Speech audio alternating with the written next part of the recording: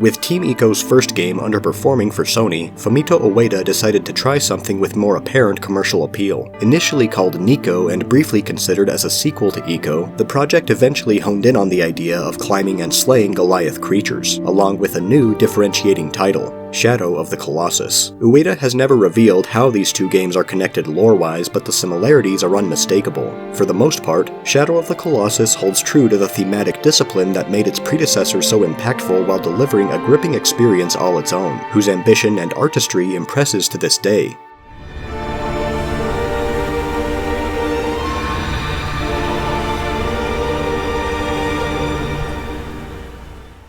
In the opening cutscene, a young man journeys on horseback carrying a deceased girl. From the credits and other sources, we know their names to be Wander, Agro, and Mono respectively. Entering what is known as the Forbidden Lands, they cross a long and precarious bridge into a tall central structure, the Shrine of Worship. Great stone idols line the walls of its main hall, and at its end, an altar upon which Wander lies Mono's lifeless body. Shadows begin to emerge from the floor, when Wander raises his sword, causing them to fade. A voice booms from a window of light, taking interest in the sword. Wander explains he has come seeking Dorman, a being capable of reviving the dead, in hopes of bringing Mono back. The voice confirms they are Dorman and offers to grant the young man's request if he destroys all the idols, achieved by defeating 16 colossi scattered throughout the land, though warning of the heavy price this comes with. Guided by sunlight channeled through the sword, Wander hunts down every colossus, with each victory being seized by black tendrils and waking up at the shrine surrounded by an increasing number of shadows, where he is briefed by Dorman on his next victim. Before the final boss, Agro sacrifices herself to save Wander from a collapsing bridge.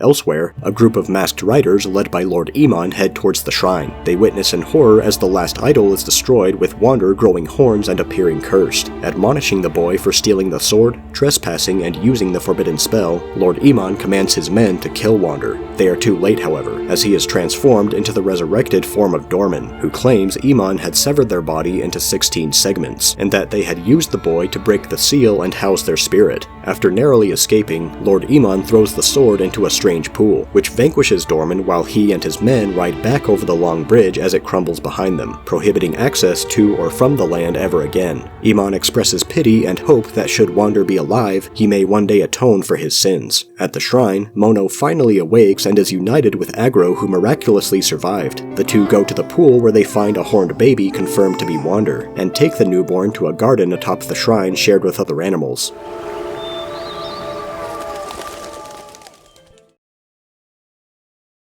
To an even greater extent than Ico, Shadow of the Colossus revels in mystery over answers. Many details seem too purposeful to be coincidental, yet are ultimately inconclusive, thus inviting viewers to create their own canon. What is the relationship between our main characters?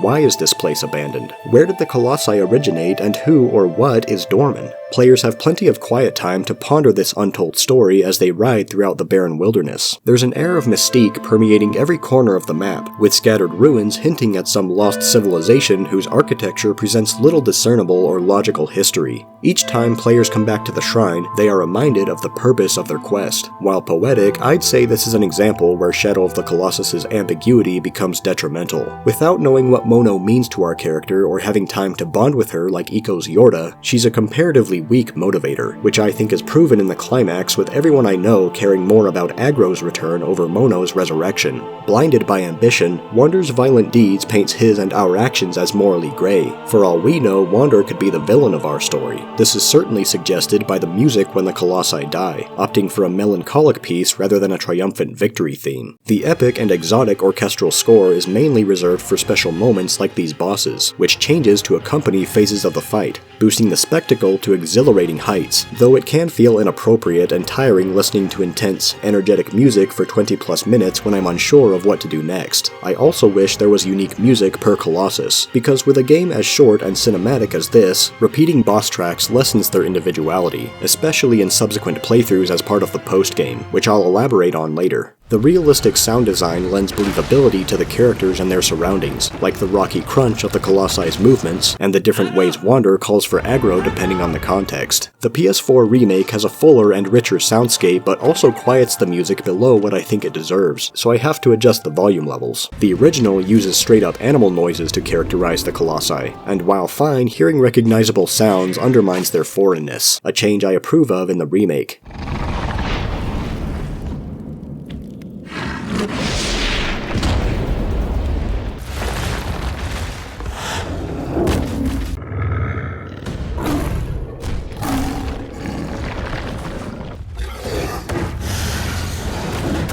Though I'm less keen on the alterations made to Dorman's old voice, which blended male and female vocals better.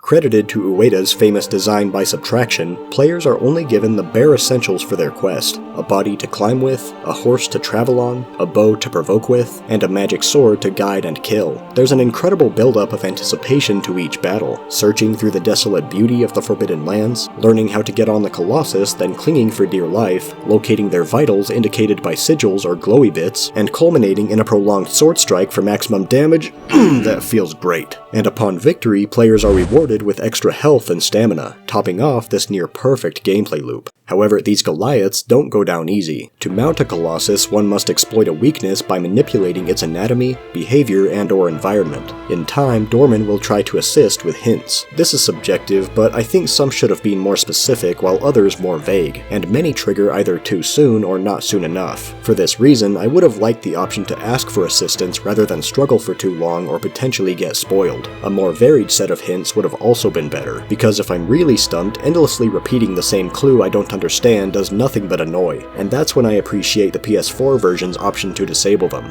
In fairness, the blame for this frustration is largely on the puzzles themselves. I first saw the game through a Let's Play, so regrettably I can't speak much from personal experience finding the solutions, but I remember being baffled by the correct method of beating the 15th Colossus, forcing it to step on these inconspicuous plates or knowing I can access its palm when it decides to smash the ground as opposed to its usual stomping. I've also witnessed the pain of many other first-timers both on and offline. People commonly overthink the 6th Colossus, misinterpreting the fur on its hand as an entryway to get higher up. I was misreading his, what we had to do here the whole time of just like, oh yeah, we need to get on his hand when it comes down, but it's like, it's not. The bracelets, the leg portion, like it seems that he's like climbable, you know? I don't know. It's extremely... Go! Oh, that's new! Are you kidding me? I just have to go in there? Few people take note of the metal centerpiece in the 3rd Colossus' arena, or make the connection to break the arm guard using it. The armor seems brittle, knock it to the ground, but I can't knock it to the ground! Did I die? Why was there like a weird cutscene just now? I have no idea what's happening. Wait, did he smack the ground too many times and his armor broke? After being knocked down, players can recover quickly by mashing inputs to avoid getting stun-locked, but without immediate feedback for this, many don't realize. Too often, the confusion comes from the AI not doing the right actions, which can throw off those unfortunate enough not to see their windows of opportunity. One possible fix would be to cut back misleading elements like extra grab points or attacks that trigger more often than the needed ones. That aside, I love how these fights employ a variety of abilities, scenarios, and strategies. Even at high-level play, no two bosses are the same. Once mounted, most will attempt to shake Wander off, which if successful usually resets the whole process of getting on. This is where stamina becomes important, as Wander can only hold for so long, serving a quintessential role in the game's risk versus reward. Sigils are generally placed on unstable parts of the body, so players must weigh the risk of staying put for the chance of dealing immediate damage against retreating to a safer position to regain stamina. This simple yet effective system establishes stakes and excitement, because instinctively we know the dangers of falling off, intensified by the need to keep the grab button pressed, and this engagement through control works wonders for immersion. Although the grabbing mechanic isn't without flaws. Not everything that looks grabbable can be. It's not always obvious which body parts are unstable, so depending on how a Colossus shakes and where I'm holding onto, Wander will flail around forever until my stamina is nearly depleted and I feel like shouting, "Oh my gosh, will you get a grip?" Yet other times if I move just 2 inches, he's suddenly unshakable. How? The 15th Colossus on hard mode is the most infuriating. The best I can do is pray for small opportunities to attack or luck into some fortuitous foothold to resist the relentless jerking. Apparently the PS3 remaster has inordinate slipperiness compared to the PS2 original, an unintended side effect of boosting the game's frame rate. While climbing, Wander can struggle to transition between stone ridges and soft surfaces. Like Eco, he's supposed to stagger before walking off certain ledges, but this can be unpredictable. With all of Wander's ungracefulness, it's understandable why so many people find him unsatisfying to control, even if I personally consider that powerlessness a crucial part of his character. Another headache is the semi-automatic camera. It typically defaults to an off-center position behind Wander, and will shift around to try and keep him visible. There are some nifty preset angles, a lock-on button, as well as screen shaking and zoom effects that can highlight cool perspectives, but more often than not, I'm constantly adjusting the camera to get an ideal or decent view of what I want to see, and all this combined with motion blur can be dizzying. No thanks. The original has a substantial dead zone on the right stick, followed by an overly fast rotation, making any precise camera work impossible. The aiming reticle similarly suffers from sensitive inputs, making it easy to overshoot targets. The world is not as empty as it first seems. There are 25 small shrines where players can bookmark progress and restore health, even though death isn't much of a concern outside of boss fights. At these and other locations are white-tailed geckos. Collecting their tails slightly increases stamina. Likewise, some trees have fruits that extend health. The game doesn't inform about either, which is disappointing considering the advantage they can provide, minor as it may be. A ton of stamina is also required to reach the secret garden by climbing a long, strenuous path on the east side of the main shrine. Just don't eat the fruit there because it decreases both stats. Counterintuitively, collecting all lizard tails won't accumulate near enough stamina to reach the garden, so instead the optimal strategy is to carry progress into multiple New Game Plus save files to re-kill Colossi, which rewards a greater amount. So since obtaining tails and fruit is both dull and inefficient in the long run, this sends mixed messages on whether or not I should be seeking out optional goodies, though I suppose they at least give explorers something to gain when lost. I'm also perplexed by the game's structure. It doesn't make sense story or gameplay-wise why I can't encounter Colossi out of order by going to their arenas. Ueda mentions this possibility in an old interview, so what happened? I understand there's a rough difficulty curve and stamina balance to the sequence that was chosen, but they're far enough apart from each other that I can't imagine novice players accidentally stumbling upon a non-consecutive Colossus when following the sword, and besides, players could just leave the fight if they felt unprepared. Having a freely explorable world only to handcuff story progression seems like a waste. The map is big enough to host more bosses, almost as if something's missing, and it makes me wonder how far the beta Colossi were developed before getting cut. Then again, I guess even this contributes to the intrigue. As alluring as the Forbidden Lands can be, they aren't that interesting to traverse, so I wish it featured more treacherous levels and platforming to gamify exploration. Failing that, perhaps a fast travel system between previously discovered shrines to minimize backtracking, at least in late game or New Game Plus. The most challenging areas are the maze-like Autumn Forest or Stone Arch Gorge where I can't access the sun's rays for direction, which is arguably more disorienting than fun when all I'm doing is getting turned around or relying on my undetailed map. As it stands, aggro is the best and really only logical means of transportation, and great for coasting across open fields. However, she's cumbersome in tighter spaces. Pressing the designated button while riding will encourage aggro to gallop faster until max speed, but even the tiniest disruption from me or the terrain will cause her to fall back into a slower trot, forcing continual mashing or holding of the button to maintain speed wherever possible. She'll reset herself closer to Wander if he's too far away, so if she's going too slow or gets stuck, I may just proceed on foot and let her catch up. These things aren't ideal, though thankfully controlling and understanding aggro is a manageable adjustment, and I came to respect the animalistic qualities, behaving independently and reacting naturally to her environment, adding a distinctive technique to the gameplay that's gratifying to master. I now consider aggro an animal companion done right, stubborn yet responsive and dependable.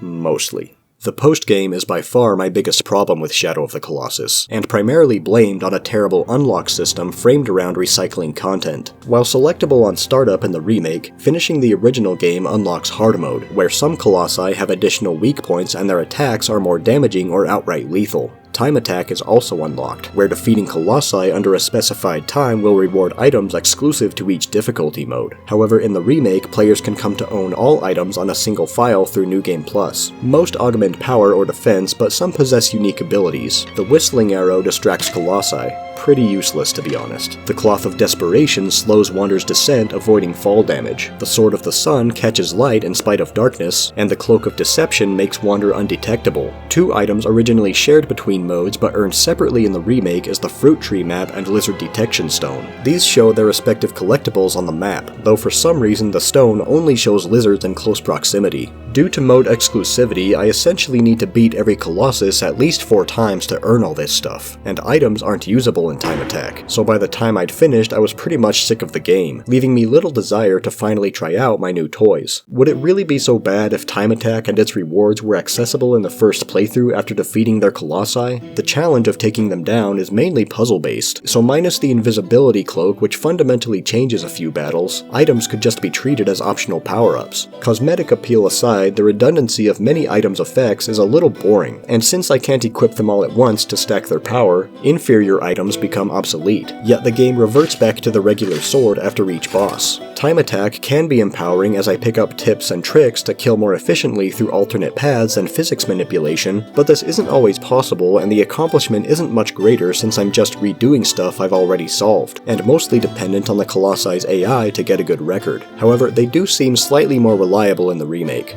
To me, relegating all these wild leftovers to bragging rights is another case of wasted potential, so if there was truly no better way to package this unlockable content, maybe they belonged on the chopping block, because I find their superfluousness at odds with the whole subtracting design thing, and in hindsight I think I preferred the profound simplicity of my first playthrough before I knew about them. This post-game grind gets exponentially worse in the remake. The prerequisites to completing the image gallery are defeating every Colossus on every difficulty, including the new easy mode, as well as 14 in reminiscence mode accessed by kneeling on the remains of slain Colossi. Then there's performing all 10 of Aggro's hidden stunts, visiting the secret garden, firing 1000 arrows, throwing 300 harpoons, traveling large distances by foot and on horseback, resisting the light for 1 minute, and drinking from one tear-stained glass of holy cow this sucks. Many of these will naturally unlock as players go, but I despise the blatant pointlessness, yet this pales in comparison to the ultimate test of patience. Paying homage to the online guru Nomad Colossus, the PS4 version adds the 79 steps to enlightenment, sparkling relics that can be found throughout the land in ridiculously obscure and occasionally hard to reach places. Despite their shiny appearance and audible jingling, these are likely to be overlooked while scouring every thinkable inch of this world that clearly wasn't designed for this degree of boundary pushing. The level geometry is very picky about what can or cannot be stood on, and some relics require items and/or live colossi to reach, so how on earth am I supposed to know when I'm wasting time? The game doesn't keep track of relics I have or haven't obtained, causing me to burn daylight double-checking once I inevitably stick my nose in a guide to discover the rest. Collecting all 79 grants access to a sealed chamber on the Shrine of Worship's west side, leading to Dorman's sword, the most powerful in the game, as if I wanted to play any more after all this. A few final words about version differences. I would suggest turning off trophy notifications on PS4, because these tacky congratulatory pop-ups distract from and compromise the solemn mood. For those who take issue with the unconventional controls, the remake smartly modifies them with dedicated buttons for interacting with aggro,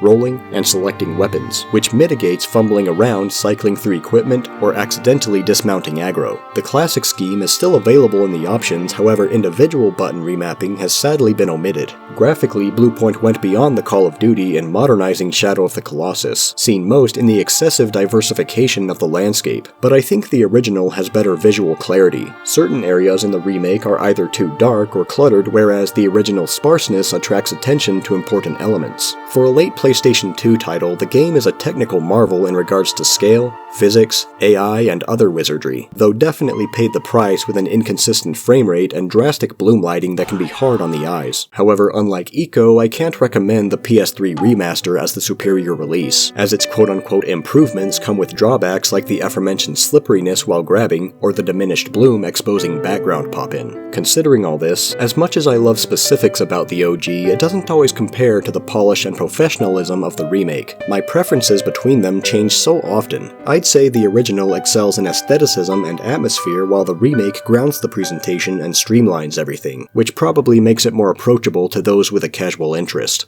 From the story to the design, Shadow of the Colossus is a never-ending enigma, which I believe has fueled its lasting legacy. Years later, I'm still discovering new secrets and details, the extent of which could fill an entire separate video. This game is so unconventional that for a long time I wasn't sure how to come down on it critically. Similar to Eco, Shadow of the Colossus is strongest when approached as an art piece, but my utilitarian brain can't ignore all the unnecessary headaches, hence all the fixes I proposed in this video. The gameplay is more exciting but also irritating due to shaky controls, AI, and puzzles. The potency of my initial playthrough was degraded over an increasingly ridiculous post-game, and exacerbated in the remake. Yet despite that, Shadow of the Colossus occupies a permanent space in my mind, inspiring my creativity and broadening my understanding of what video games can do and be. It delivers joy and frustration in equal spades, and these conflicted feelings only accentuate in Ueda's third game, which will be the final stop on this retrospective. I suspect there will be tears one way or another, so join me next time as I cry throughout the latest title from this divisive yet beloved studio and its genius director.